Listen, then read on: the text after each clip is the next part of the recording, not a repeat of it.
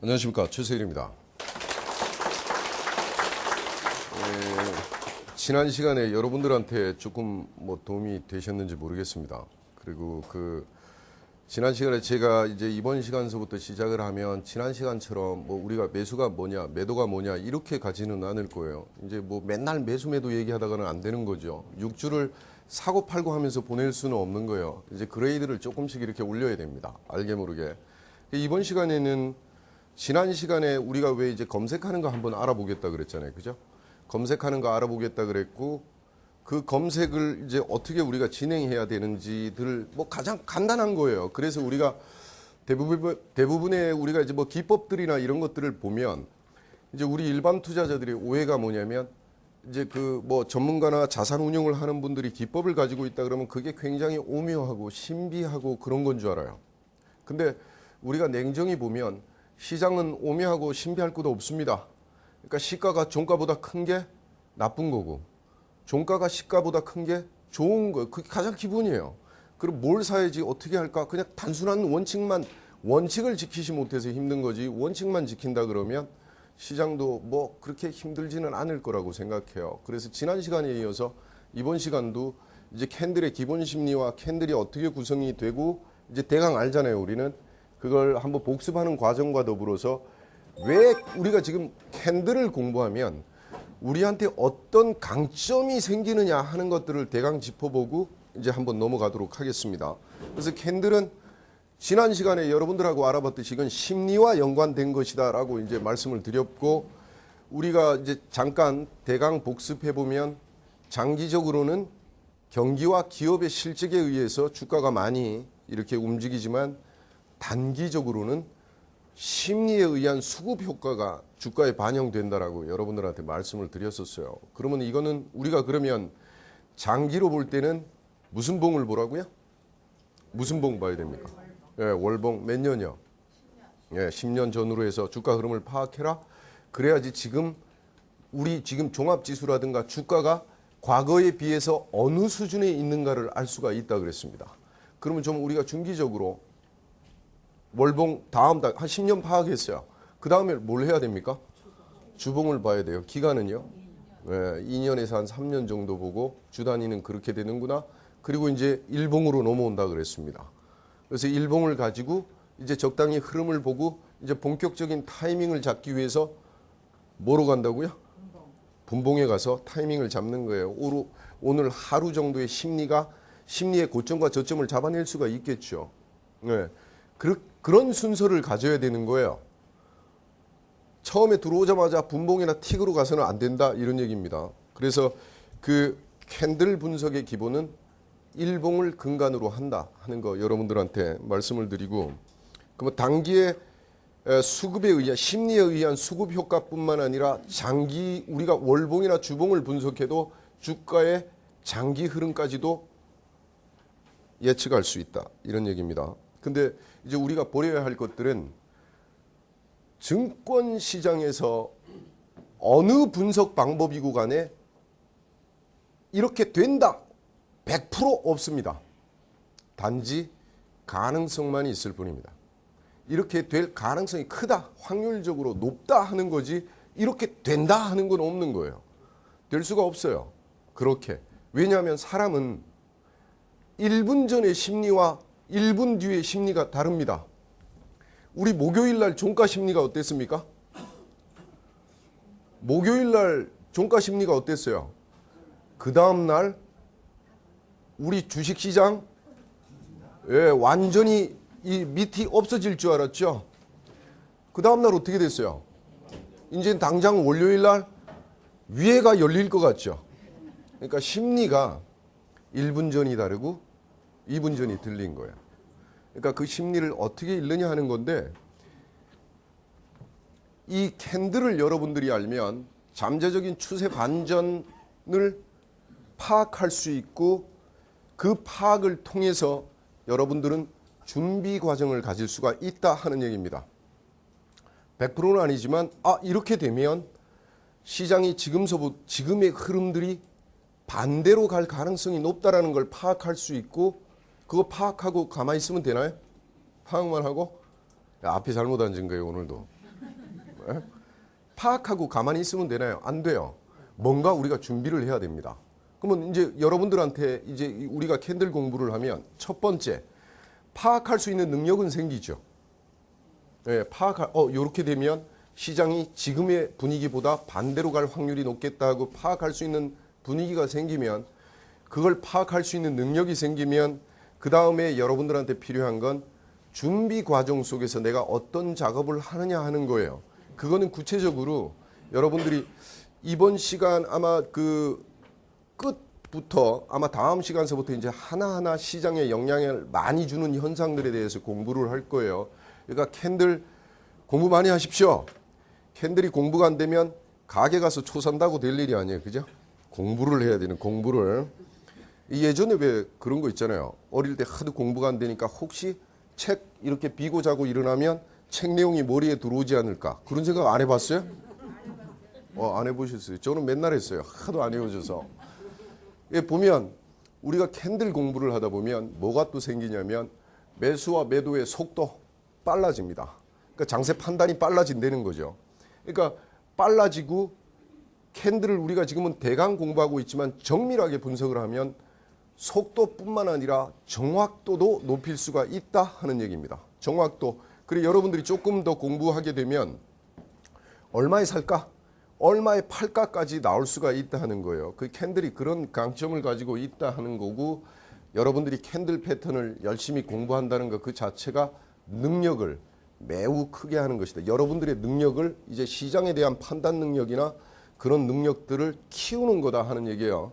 그다음에 여러분들한테 우리가 캔들을 공부하는 궁극적인 목표가 뭐냐면 우리가 뭐 어떤 분석을 하든지 궁극적인 목표가 뭐예요? 수익이죠. 수익. 블래시라는 얘기 들어보셨죠? 네? 블래시라는 얘기 못 들어보셨어요? 이제 강의할 때마다 이런 얘기 많이 하는데 그 블래시라는 게 있어요. 이게 애치입니다. 이게 뭐냐면 하루는 이제 어느 두 부부가 있었습니다. 부부가 있었는데 그 남편분이 한숨을 푹 쉬는 거예요. 그러니까 부인은 주식에 대해서 잘 모릅니다. 남편이 주식을 하다가 안 되는 거예요. 맨날 고점 매수, 저점 매도, 고점 매수, 저점 매도 하는 거예요. 그래 한숨을 푹푹 쉬고 있으니까 부인이 안타까운 거예요. 그 왜 한숨을 쉬냐? 그러니까 내가 지금 이게 안 된다. 그러니까 우리는 왜 영험한 사람 찾으러 갈 때 어디로 갑니까? 지리산 가잖아요. 그죠? 지리산 같은데 괜히 뭐 효용이 있을 것 같잖아요. 근데 이제 외국 책에 보면 히말라야, 티벳 거기에 좀 고승이 많다고 뭐 외국 영화 보면 막 그런 거 많이 나오잖아요. 티벳에 가면 미래를 예측하는 고승이 있대더라. 가서 한번 물어봐라. 그래서 갔어요. 이제 비행기 표를 끊어서. 그래서 이제 이 고승한테 물어본 겁니다. 제가 이렇게 해서 이렇게 됐습니다. 어떻게 하면 내가 이거 주식시장에 이길 수 있을까요? 그러니까 이거 고승이 딱 앉아서 블래시 이랬습니다.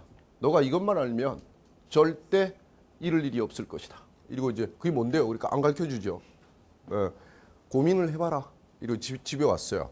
그래서 블래시를 벽에 다 쳤고 암만 고민해봐도 여기 뭔지 모르는 거예요. 근데 또 부인이 있다가 남편이 하도 고민을 하니까 왜 고민을 하냐? 티벳의 고승이 블래시면 알면 돈을 이제 억수로 번대는데 이게 뭔지 모르겠다. 그러니까 몇 날 며칠을 고민했는데 부인이 막 웃는 거예요. 그것도 모르냐? 이러는 거예요. 뭔데? 이러니까 여기가 이제 그거죠. 여기 이제 바이, 예? 바이로 저점에 사고, 엔드, 셀, 셀 하이 이겁니다. 이게 블래시야. 그러니까 저점에 사서 고점에 파는 거다. 그러니까 고승 얘기가 맞죠. 그게 우리 이게 궁극적인 목표예요. 그러면 여러분들도 이 바이 로를 하고 셀 하이를 하려면 뭐가 필요하죠? 우리 추세라는 거 알죠, 여러분? 추세가 뭡니까? 진행하려는 힘, 이걸 이제 우리가 추세라고 해요.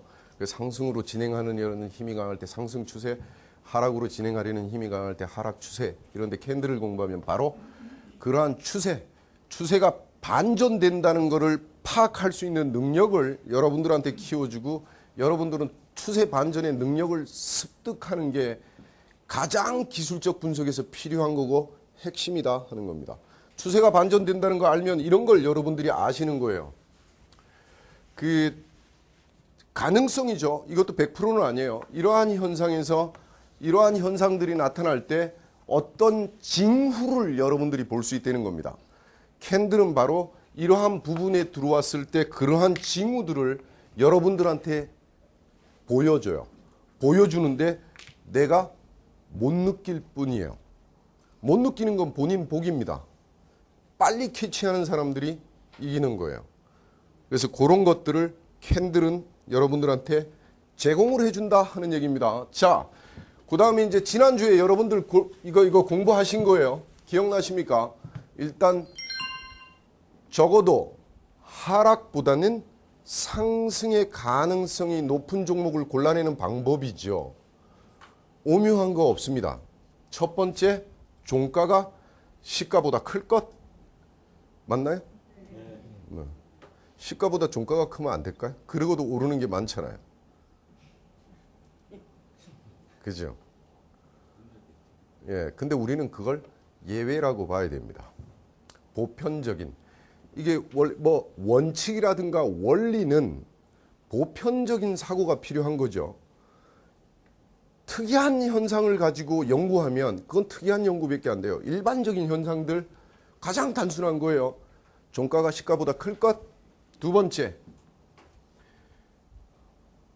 윗그림자가 아래 그림자보다 크면 안 될까? 이제 내가 쳐다보기만 해도 왜 이렇게 겁을 확 먹습니까? 좀 이따 좋은 일이 있을 거예요. 그러면 일단 윗그림자보다 아래 그림자가 커야 된다는 거 여러분들 아시죠?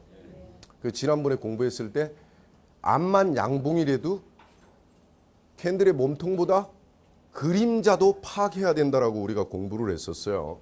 그 세 번째, 거래량이 중요해요. 적어도 거짓 신호를 보이지 않으려면 거래량이 전날 거래량보다 증가하는 모습을 보여줘야 됩니다. 이게 가장 기본이에요. 그럼 우리가 캔들 공부에는 거래량이 구체적인 게 없어요. 거래량이 왜 중요할까요? 거래량을 여러분들한테 쉽게 설명하면 우리가 단순하게 여러분들한테 이해를 이렇게 딱 시키면 거래량은 자동차의 가스와 같은 겁니다. 휘발유예요. 예? 거래량은 그거예요. 제가 지금 자동차에 보면 이렇게 우리 휘발유 이거 게이지가 있잖아요. 여기에 불이 이렇게 들어오는데 내가 시동 걸어놓고 지금 여의도에서 시동 걸어놓고 친구한테 전화합니다. 부산에 있는 친구한테 내 지금 갈게. 바로 간다. 쉬지 않고 갈게. 이럽니다. 그럼 안 쉴 수 있을까요? 게이지에 불이 들어오는데. 쉬어야 돼요. 분명히 쉽니다. 거래량은 그거예요. 보면 거래량은 파워를 얘기합니다. 강도. 그러면 예를 들어서 주가가 이렇게 이게 이전에 고점이었어요. 고점이었는데 얘가 캔들로 보니까 우리가 이게 불 파워가 이렇게 나오면 이게 양봉이 나오면 시가가 여기고 종가가 여기여서 양봉이 나오면 캔들로 보면 올라가는 거죠. 캔들로 보면 올라가는 거잖아요. 근데 거래량이 전반적으로 어제 거래량은 이만했는데 오늘 거래량이 요 정도가 터지면서 얘가 큰 양봉이 나온다 그러면 이거 오늘 종가 이거 유지 못해요. 좀 이따 기름 넣으러 가야 됩니다. 서야 돼요. 그럼 기름 넣으러 갈 때 우리가 통상 주유소에 들릴 때 차가 최고 속도로 가서 딱 쓰나요? 아니죠. 쓰죠. 그럼 쓰기 전에 차도 속도가 떨어질 거 아닙니까? 그러니까 얘도 이렇게 같이 내려와서 이런 현상이 생겨요. 거래량을 체크를 해야 돼요. 이 거래량은 얘가 더 진행할 거다 안 할 거다 하는 어떤 표시로 봐야 됩니다. 그러니까 이게 필요한 거예요. 여러분들이 지난 시간에 배운 것 중에서 하나 더 추가한다 그러면 거래량입니다. 거래량 없이 상승하는 것들은 신뢰도가 없다. 우리가 보면 거짓이다. 이렇게 봐도 무방하다. 이런 얘기입니다. 그러면 이게 예를 들어서 지지선이나 저항선을 붕괴할 때 여러분들 한번 보죠. 이게 예를 들어서 저항선이라고 해요. 저항선이고 이 부분이 지지선이라고 합시다. 여기가 지지선. 지지선이면 예를 들어서 주가가 이렇게 올라오다가 뭐 어떻게 됐든 간에 이렇게 양봉이 뭐 올라가는데 음봉 생기면서 올라갈 수는 없죠. 시가 외에는. 양봉이 이렇게 생겨서 요즘은 패션 시대니까 양봉도 주홍으로 그랬는데 주홍. 자, 양봉이 생겼어요. 올라가는데 거래량이 밑받침 안 되면 내려온다라고 보시고 저항받는다고 생각하세요. 근데 만약 여기에 양봉이 이렇게 생기는데 아랫부분에 대해서 거래량이 이렇게 이전 거래량보다 적어도 2, 3일 거래량 아니면 적어도 일주일 평균 거래량보다 더 커지면서 거래가 듬뿍 섰다 그러면 이거는 돌파될 확률이 클까요? 안 돌파될 확률이 클까요? 돌파될 확률이 커요. 그 여러분들이 다 아시는 거예요. 근데 왜 힘들어요? 실천이 안 되는 거거든요. 지금. 그러니까 이 현상을 여러분들이 반드시 아셔야 되고요. 또 이거 갑시다. 두 번째, 우리가 어디서 많이 속냐면 지지선이 있죠. 지지선. 지지선이 이렇게 있으면 어떤 현상을 얘기하냐면 주가가 이렇게 내려오다가 음봉이 이렇게 생깁니다. 파란 캔들이. 이렇게 생기면서 거래량이 이렇게 늘어요. 그러면 어떤 현상일까요? 거래량이 뭐라 그랬습니까, 여러분? 강도라 그랬죠. 강도. 그럼 저 지지선이 붕괴되면서 거래량이 늘어나는 현상이 무슨 현상일까요? 매도가 강하니까 그 다음날 오를 확률이 거의 없겠죠. 그러니까 지지선을 붕괴시키면서 거래량이 늘어난다는 얘기는 붕괴되고 더 내려간다 이런 얘기입니다. 근데 거래량이 없으면서 지지선이 붕괴된다? 에? 그러면 좀 이따 요 우리가 배웠던 아래 그림자 있죠. 아래 그림자가 길게 생기면서 노이즈를 만들 확률이 크다. 이렇게 보시면 되는 거예요. 거래량 진짜 중요한 겁니다. 그러니까 모든 캔들에 여러분들이 어떤 종목을 골라내고 어떤 타이밍을 잡더라도 아랫부분에 거래량 반드시 매수와 매도를 하기 전에 여러분들이 걸쳐야 될 절차 중에 하나가 거래량 수준이 어떻게 되는가는 반드시 체크를 해야 돼요. 하락이든 상승이든 큰 폭으로 움직이면서 거래량이 뒷받침되지 않는다면 현재 흐름에 연속성이 없다. 이렇게 보시면 됩니다. 요거 좀 이따 다음 시간에 제가 이제 우리가 요 기준을 가지고 종목을 한번 툴을 만들어 가지고 검색을 눌러봐서 어떤지 한번 상황을 보죠. 예. 자, 그다음에 이제 우리가 아까 그 추세 반전을 아는 게 가장 중요하다 그랬죠. 추세 반전 아는 게 가장 중요해요. 그러면 반전 시그널이 나타났을 때 심리들은 어떤가 하는 거죠. 그러니까 반전 시그널이니까 주가가 고점 이런 현상이 생기는 거예요. 이제 단기적으로 우리가 이제 뭐 중장기 분석을 월봉을 통해서도 할 수 있지만 단기적으로 이런 현상에서 나타나는 이럴 때 나타나는 심리들이 어떨까 하는 거예요. 그럼 우리가 일반적으로 추세 반전 시그널이 나타났다 이러면 뭔 생각을 하냐면 상승하다가 추세가 반전된다 그러면 뭐라고 생각하십니까? 하락이라고 생각해요. 하락하다가 추세가 반전될 것 같다 그러면 뭔 생각을 해요? 상승이라고 우리는 단정지어서 생각하지만 그런 현상들은 쉽게 나타나지 않는다. 그럼 뭐예요? 갑작스런 상승이나 하락 전환이 아니고 대부분의 추세 반전은 상승하다가 횡보, 중립 내지 하락으로 갈 건가 상승으로 갈 건가 또 한 번 의사타진을 해요. 그 다음에 하락으로 가다가 바로 추세가 반전되면 바로 상방향으로 막 내리하는 경우도 있지만 대개의 경우 중립을 택해서 다시 재차 하락을 할 건지 상승으로 갈 건지 타진을 합니다.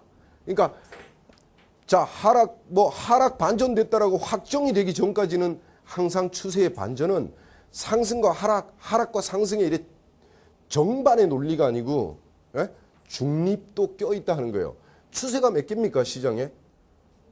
우리가 기술적 분석에서 추세가 몇 개예요? 3개예요.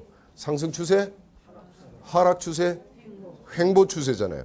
근데 우리가 추세가 반전됐다 그러면 대부분 상승 하락만 생각하지 횡보는 생각도 안 해요. 근데 반드시 추세의 반전은 횡보도 이제 껴주세요. 횡보 불쌍합니다.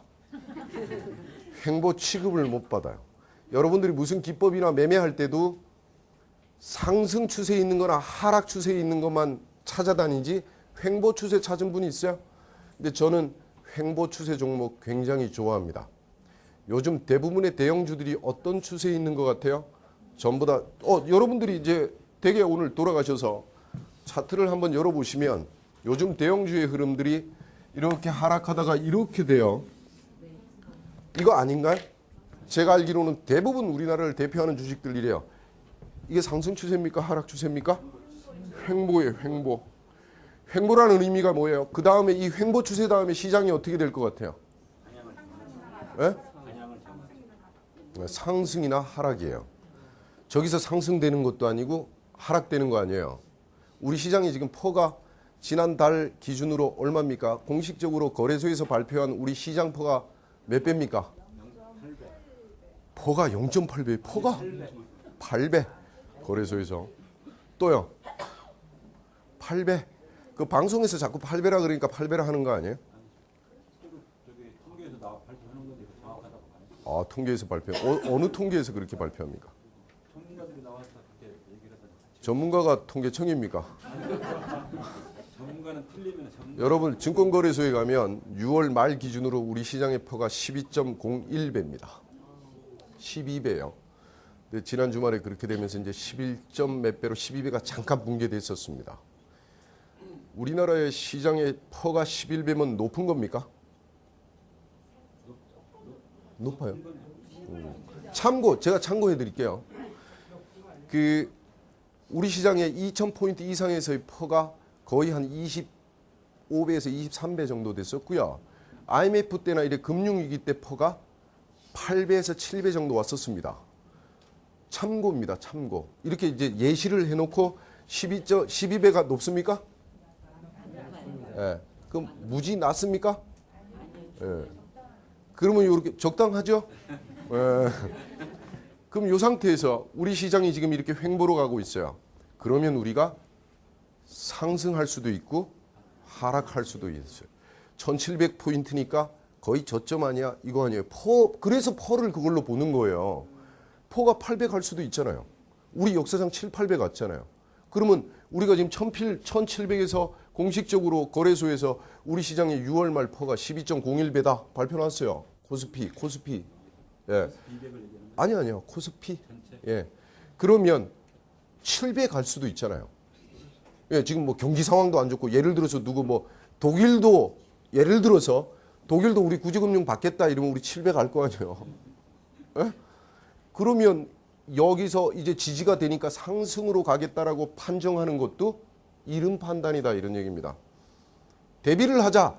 그래서 요 부분에 만약에 여러분들이 이게 횡보 구간이라고 한다면 우리가 지금 캔들을 배우면 반전이면 만약에 얘가 이 횡보 구간을 이탈하고 하락으로 이탈하면 지지선이 붕괴되는 거잖아요. 지지선이 붕괴될 때 나타나는 현상이 있겠죠. 예?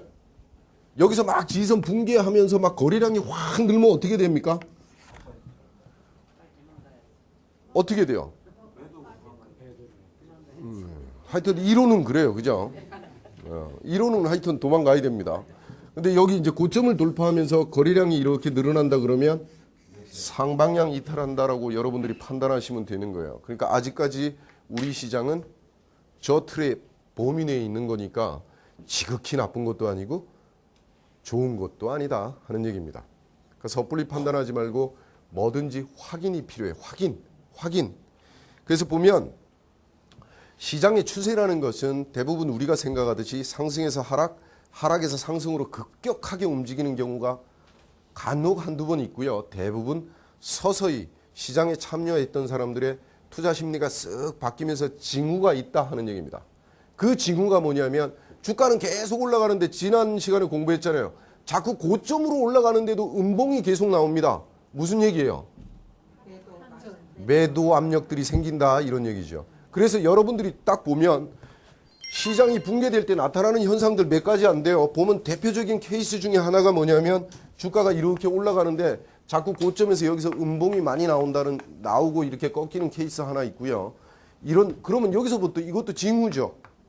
또 하나는 이런 징후조차도 없이 그냥 이렇게 가는 거죠. 이것도 징후예요. 이제는 왜? 우리가 윗그림자를 알거든요. 예, 그 다음에 다음 부분들 같은 경우에는 자 여기 이제 우리가 추세에 대해서 이제 알았습니다. 급격하게 오는 거 아니에요. 이제 그걸 알고 다음 시간에는 본격적으로 이제 하나씩 배워 들어가는 거로 하겠습니다, 여러분.